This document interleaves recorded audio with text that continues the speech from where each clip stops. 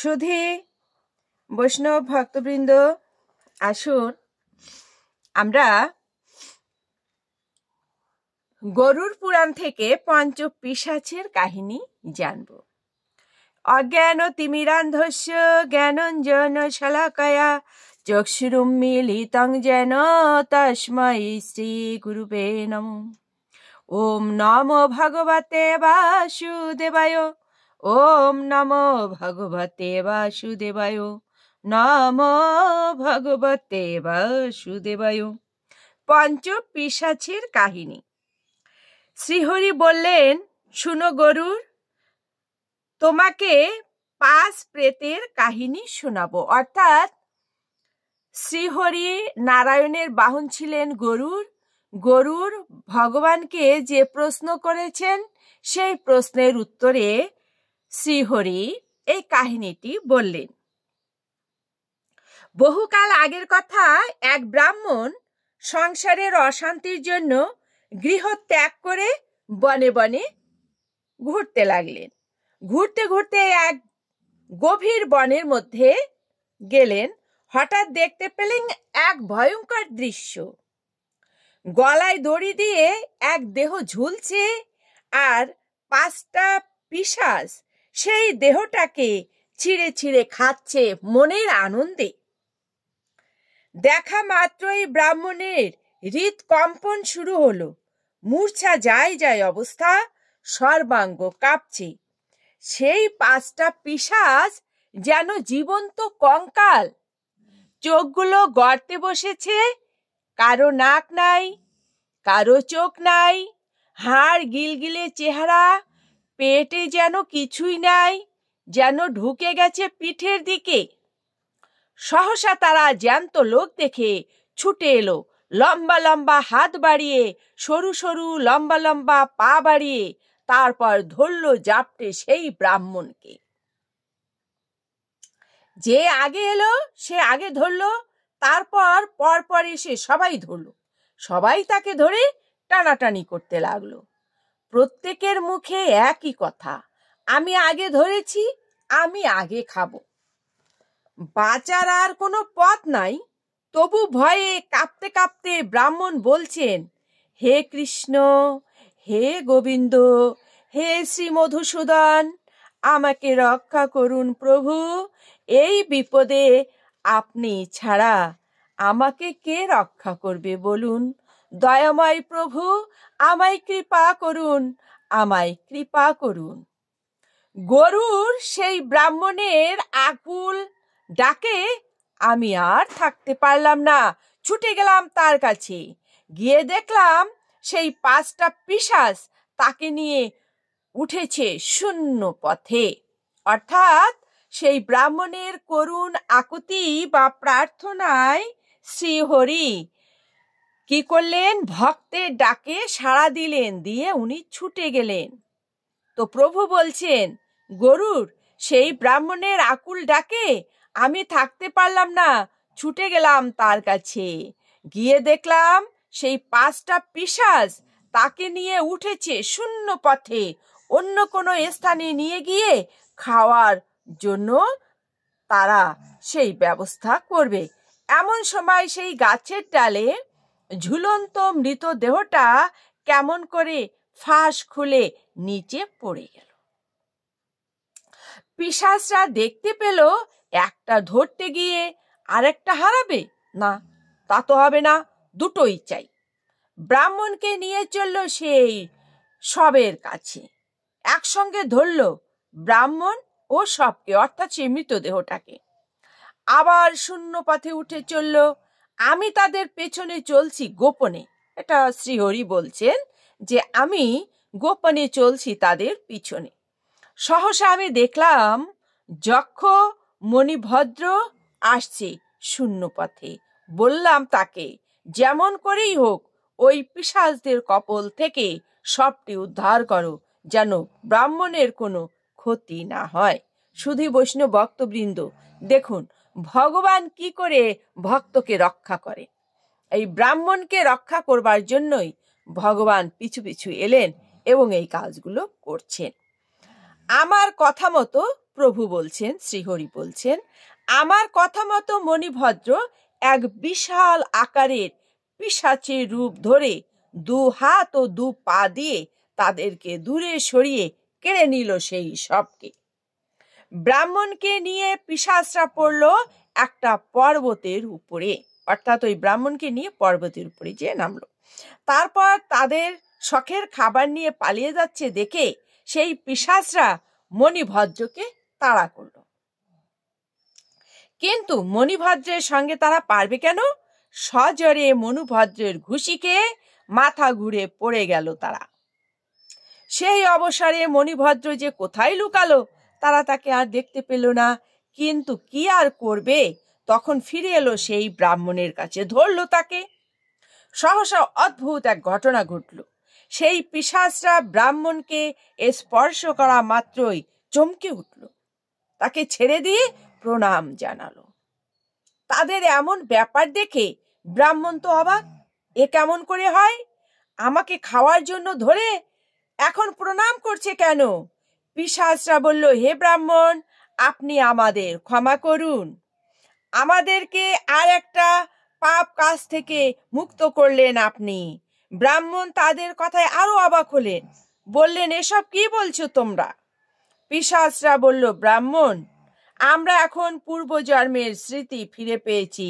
ব্রাহ্মণ বললেন, তোমরা কারা? কি তোমাদের পরিচয়? পিশাচদের মধ্য থেকে একজন বলল, আমার নাম পর্যুষিত, আর এরা সূচিমুখ, শীঘ্রক, রোধক আর লেখক, অর্থাৎ 5 জনের নাম। 5 জন পিশাচ তো, 5 জনের নাম। একজন হচ্ছে পর্যুষিত, আর একজন হচ্ছে সূচিমুখ, আর একজন হচ্ছে শীঘ্রক, আর একজন রোধক, আর সবশেষ হচ্ছে লেখক। ব্রাহ্মণ বললেন, তোমরা পিশাচ হলে কেন? উত্তরে পর্যুষিত বলল, একদিন আমার বাড়িতে পিতৃ শ্রাদ্ধ করি, তাতে ব্রাহ্মণ ভোজন করানো হয়, কিন্তু এক বৃদ্ধ ব্রাহ্মণ অনেক দেরিতে আসায় আমি তাকে ভোজন দেওয়ার আগেই ভীষণ ক্ষুধা লেগেছে, ক্ষুধা সহ্য করতে না পেরে আগেই খেয়ে নিলাম। আমার খাওয়ার পরেই এলেন সেই বৃদ্ধ ব্রাহ্মণ। খাবার সব শেষ, কি করি এখন? বাধ্য হয়ে ব্যঞ্জনাদির পাত্র থেকে চেটে পুছে যা পেলাম তার সঙ্গে আমার পাতের অবশিষ্ট মিশিয়ে সেই ব্রাহ্মণকে খেতে দিলাম। সেই পাপেই আমার এই পিশাচত্ব। উচ্ছিষ্ট খেতে দেওয়ার জন্য আমার নাম হলো পর্যুষিত। সুধী বৈষ্ণব ভক্তবৃন্দ, এখানে আমাদের একটা শিক্ষণীয় বিষয় হলো, ব্রাহ্মণ বৈষ্ণবদের, শুধু ব্রাহ্মণ বৈষ্ণবই নয়, কাউকে উচ্ছিষ্ট খাবার দিতে নেই। আর ব্রাহ্মণকে তো নয়ই। দেখুন, সেই এটো খাবার দেবার কারণে তার পরবর্তী জন্মটা হলো পিশাচ রূপে। তারপর সূচিমুখ বলল, আমি ক্ষত্রিয় কুলে জন্মেছি, কিন্তু সেই ধর্ম পালন না করি, আর আমি ছিলাম বড় অত্যাচারী। একদিন এক ব্রাহ্মণী তার 5 বছরের ছেলেকে নিয়ে পথে যাচ্ছিল। আমি সেই ব্রাহ্মণীকে প্রহার করে তার সব জিনিস কেড়ে নিলাম। তারপর তার ছোট্ট ছেলে তেষ্টায় কাতর হয়ে যখন জল খেতে শুরু করলো, তখন আমি তার হাত থেকে জলের পাত্র কেড়ে নিয়ে নিজেই তেষ্টা মেটালাম। 2-4 ঘা বসিয়ে দিলাম তার গায়ে। ছটপট করতে করতে মারা গেল ছেলেটা। তখন ব্রাহ্মণী একটা কূপে ঝাঁপ দিয়ে মরল। এত অত্যাচার করলাম, তবু মনে আমার অনুতাপ আসেনি। মানুষের মুখের গ্রাস কেড়ে নিয়ে তাদের মুখকে শুচি করেছিলাম বলে আমার নাম সূচিমুখ হলো। আমি পিশাচ হয়ে জন্ম নিলাম। সেই পাপে বিশাল পিশাচ দেহ পেয়ে সামান্য সূচের মতো মুখ হলো আমার। এইমাত্র আপনার স্পর্শে আমি পিশাচ হতে মুক্ত হলাম। তাহলে দেখুন সুধী বৈষ্ণব ভক্তবৃন্দ, সেই ব্রাহ্মণ এবং তিনি একজন বৈষ্ণব, তাকে স্পর্শ করা মাত্রই কি হলো? তাদের সেই পিশাচত্ব চলে গেল। তারপর শীঘ্রক বলছে, হে দ্বিজবর, আমার মতো জগতে নরাধাম কেহ নাই। বণিক কুলেতে হয় জনম আমার। আমি বণিক কুলেতে জন্ম নিয়েছিলাম, জঘন্য কর্মেতে লিপ্ত ছিনু অনিবার। একবার আমি আমার দাদার সঙ্গে নদীপথে বাণিজ্য করতে যাই। সেখানে প্রচুর লাভ করি, মনে খুব আনন্দ। দেশে ফিরছি নদীপথে। কেন জানি না সহসা আমার মাথায় এক দুর্বুদ্ধি চাপলো। যত জিনিস আয় হলো, দেশে ফিরে দাদাকে অর্ধেক ভাগ দিতে হবে। তার চেয়ে এখন যদি দাদাকে এখানেই সরিয়ে দেই, তাহলে সকল সম্পদ হবে কেবলমাত্র আমার। চিন্তা অনুসারে কাজ করলাম। নদীর মাঝখানে এক চড়ায় দাদাকে নিয়ে নামলাম। তারপর আমি তাড়াতাড়ি নৌকায় উঠে মাঝিকে নৌকা ছেড়ে দিতে বললাম। ফিরে এলাম বাড়িতে। কপট কান্নায় বৌদিকে বললাম, বৌদি, সর্বনাশ হয়েছে। বাড়ি ফেরার পথে দস্যুরা আক্রমণ করলো। দাদা রুখে দাঁড়ালো, কিন্তু তারা দাদাকে মেরে ফেললো। বৌদি এই কথা শুনে আকুল কান্নায় ভেঙে পড়লো। তারপর নিজের হাতে চিতা সাজিয়ে ঝাঁপ দিয়ে তিনি দেহ ত্যাগ করলেন। আমার মনের বাসনা পূর্ণ হলো, সমস্ত ধন সম্পদ হলো আমার। মহা আনন্দে ভোগ করতে লাগলাম। সেই পাপে হলাম আমি পিশাচ। তারপর চতুর্থ পিশাচ রোধক বলল, আমি ছিলাম মা বাবা ভাই বোনদের সংসারে, চাষবাস করে খেতাম, কিন্তু আমার ভাই বড় অলস, কোনো কিছু সংসারের কাজ করবে না, শুধু টো টো করে ঘুরে বেড়াবে আর দুবেলা ঘরে বসে খাবে। তাই আমি তাকে আলাদা করে দিলাম। অল্প দিনের মধ্যে তার ভাগের যে জমি জায়গা সেটা বিক্রি করে দিল। তারপর না খেয়ে শুকাতে লাগলো, কিন্তু আমরা বেশ সুখেই আছি। ছোট ছেলে না খেতে পেয়ে কষ্ট পাচ্ছে, তাই দেখে মা বাবা সহ্য করতে পারলো না। আমার জিনিস লুকিয়ে তারা তাকে সাহায্য করতে লাগলো। একদিন আমি জানতে পারলাম মা বাবাকে বহু গালাগালি করলাম, তাতে ক্ষান্ত হলাম না। তাদেরকে ঘরে তালা বন্ধ করে রাখলাম, যাতে তারা আর সাহায্য করতে না পারে। সেই দুঃখে একদিন তারা দুজনেই বিষ খেয়ে মারা গেল। তারপর আমার ভাই, কি আর বলবো, না খেতে পেয়ে একদিন সে মরেই গেল। আজ তার ফল ভোগ করছি। আমি মা বাবাকে আটক করে রেখেছিলাম বলে আমি হলাম রোধক নামক পিশাচ।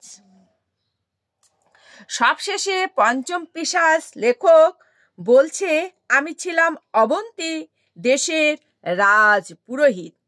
রাজার ঠাকুর মন্দিরে বহু সোনাদানা দিয়ে বহু প্রতিমা সাজানো ছিল।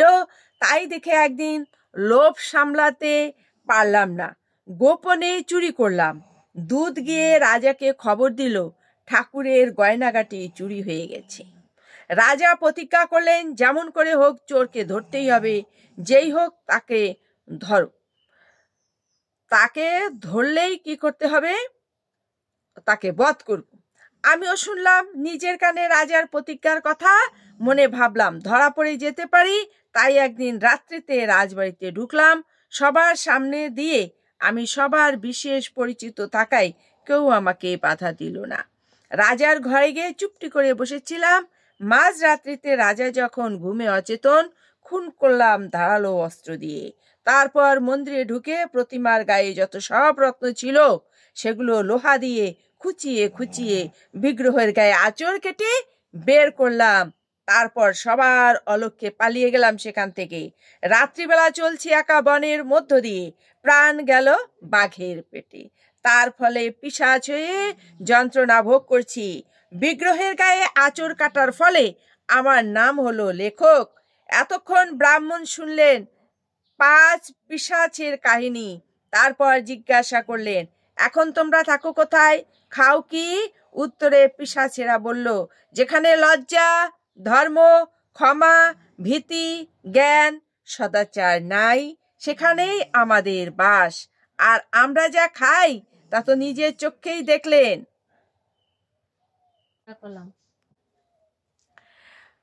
আমরা রক্ত, মাংস এইসব আহার করি, সেটা তো দেখতেই পেলেন।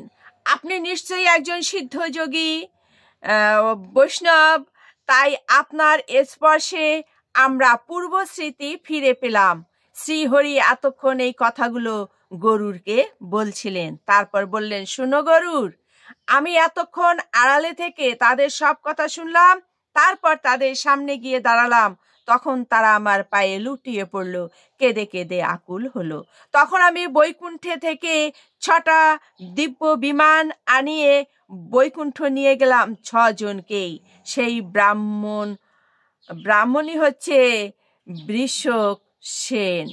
গরুর শ্রীহরির মুখে এই কাহিনী শুনে তার চরণে প্রণাম করে বললেন, আপনার কৃপায় সকল অসাধ্য সাধন হতে পারে প্রভু।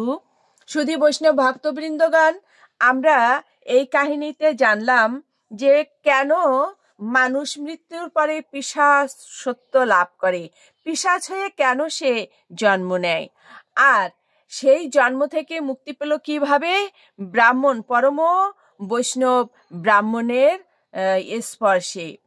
তো সুধী বৈষ্ণব ভক্তবৃন্দ, আমরা তো যে কাজগুলো শুনলাম এগুলো কখনোই করব না, এটা সংকল্প করি।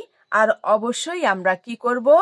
আমরা বৈষ্ণব সংস্পর্শে যাওয়ার চেষ্টা করব এবং বিধিমতো চলার চেষ্টা করব। আসুন আমরা সকলে প্রভুর কাছে প্রার্থনা করি, হে দয়াময় প্রভু, আমি দীনহীন অধম অজ্ঞ, কিছুই জানি না, কিছুই বুঝি না, তোমার চরণ সেবা করতে চাই, সৎ পথে থাকতে চাই, আমি শুদ্ধ ভক্ত হতে চাই। তুমি আমায় সেই শক্তি দান করো, তুমি আমায় কৃপা করো।